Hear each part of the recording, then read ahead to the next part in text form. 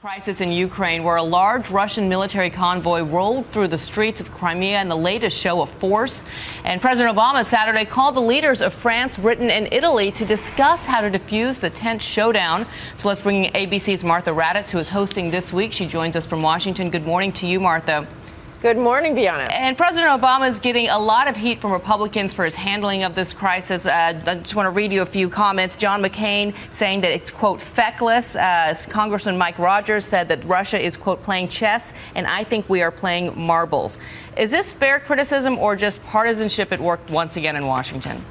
Well, let's remember we've got midterm elections coming up, so there's got to be a little partisanship here. And President Obama has been criticized in the past couple of years for his foreign policy.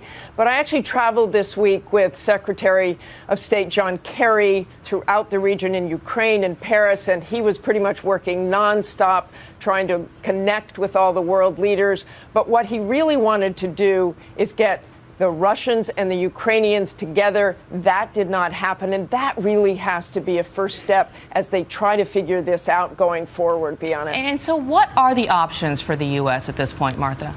Well, as far as we know, all they are saying is we want to de-escalate, we want to de-escalate. But they did put those visa sanctions forward. They're saying that they will put more sanctions on Russia. They're trying to get some cooperation from Europeans. They don't have all that much cooperation at this point. So I imagine what we'll see in the coming weeks is the pressure will be kept on. Vladimir Putin is not having any of it, though. He really hasn't budged, to be honest. So this is one of those things that's so fascinating, but really could go on for a long time before there's any resolution. And all eyes will be on that important vote March 16th on whether Crimea will actually secede from Ukraine. Martha, thank you.